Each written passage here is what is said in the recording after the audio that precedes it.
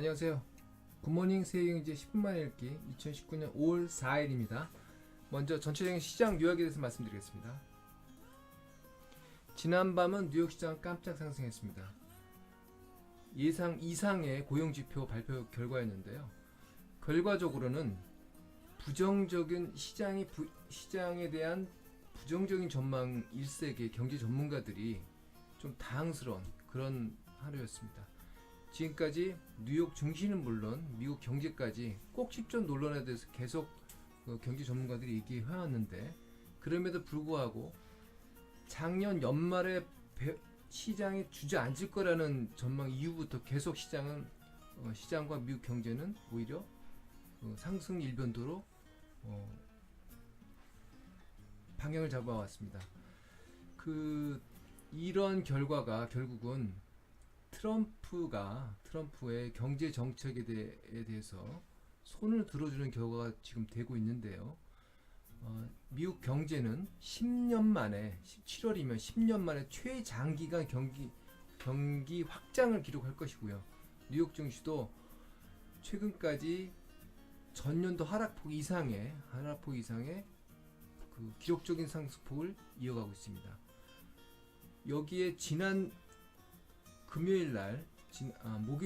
목요일날 발표된 뉴욕 연준에서 제롬 파월 의장이 일부 시장이 과도한 기대했던 금리 인하 기대에 반하는 발표를 하면서 시장이 조금 주춤하는 모습을 보였지만, 이걸 계기로 해서 많은 경제 전문가들이 굉장히 큰 쓰나미가 올 것처럼 얘기를 했습니다.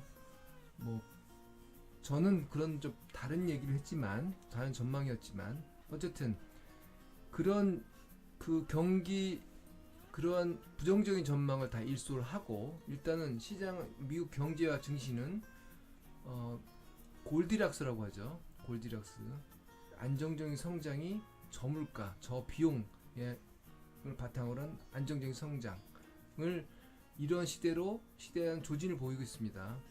이게 더 이어질지는 모르겠지만, 어쨌든 2년 내지 3년 안에 경기 후퇴 국면을 올 거다라는 그런 전망에도 불구하고, 어쨌든 최장 국면의 경기 확장을 기대를 하고 있습니다. 그러면서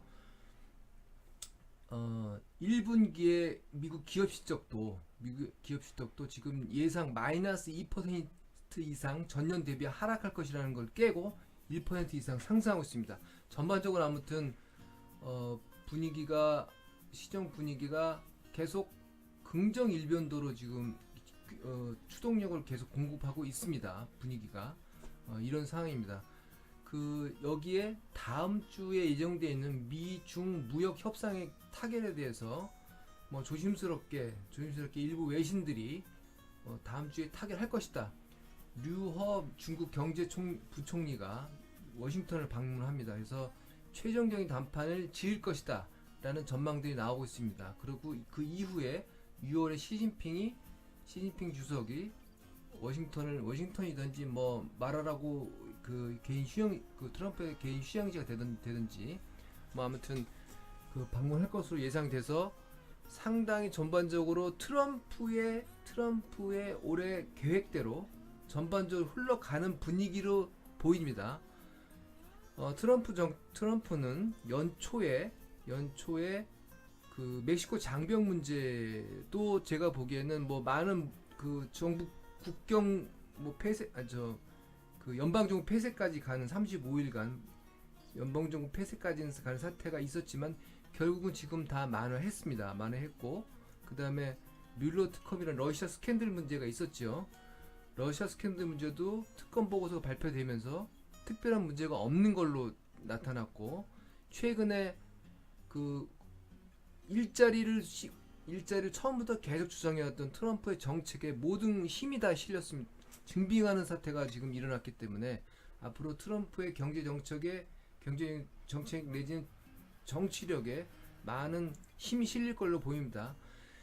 특히 최근에 민주당과 트럼프 행정부가 지난 트럼프 행정부 출범 당시에 1.5조 달러짜리 조세 감면과 인프라 정책 이외에 그 금년에 2조 달러짜리 인프라 정책을 추진하기로 합의했다라는 뉴스가 있었습니다. 이렇게 되면 그 당분간은 굉장히 장기 경기 변동에 대한 그 경제 전문가들은 부정적인 얘기를 많이 하고 일단은 2020년 트럼프 선거 대선까지 2차 대선까지는 어느 정도 상승폭이 시장은 긍정적일 거로 본인은 보입니다.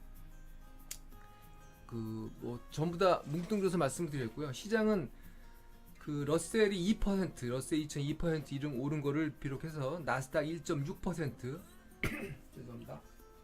S&P 500이 1%, 다우가 0.8%까지 상승했습니다. 그 나스닥이 상승한 주요 이유는 아마존이 큰 폭 상승했습니다. 그 이유는 워렌 버핏이 원래 전통적인 굴뚝주 중심의 투자를 고집하시던 분이었는데 온라인주는 깡통이다라고 해서 절대 투자를 안 했습니다. 그런데 아마존에 투자를 하기로 결정했다는 소식이 전해지면서 나스닥 아마존이 상승했고 나스닥과 S&P 500의 상승을 주도했습니다. 이런 것 전체적인 시장 흐름이었고요. 장기 국채는 2 베이시스 포인트 했는데 장기 금리가 조금 더 하락하면서 장단기 금리 차는 19.6 베이시스 포인트였습니다.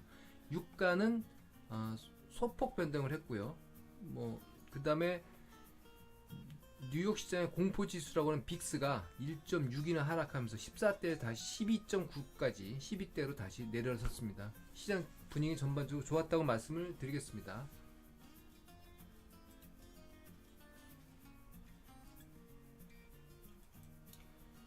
그 주요 시장 지표는 아마존닷컴이 3% 이상 상승했습니다. 3% 이상. 그다음 앞에 전반적으로 다 말씀을 드렸고 달러 지수가 미 금리가 2.2 베이시스 포인트 하락하면서 달러 지수는 0.4% 하락했습니다. 네, 이상 전반적인 가지수 말씀드렸고요. 죄송합니다. S&P 500의 11개 산업별 섹터 중심으로 보면 전부 다 상승했습니다. 이 중에서 컨슈머 디스크레셔너리가 경기 소비재인데 여기 아마존이 들어가 있습니다. 아마존이 상승에 힘입어서 1.4% 상승했고요.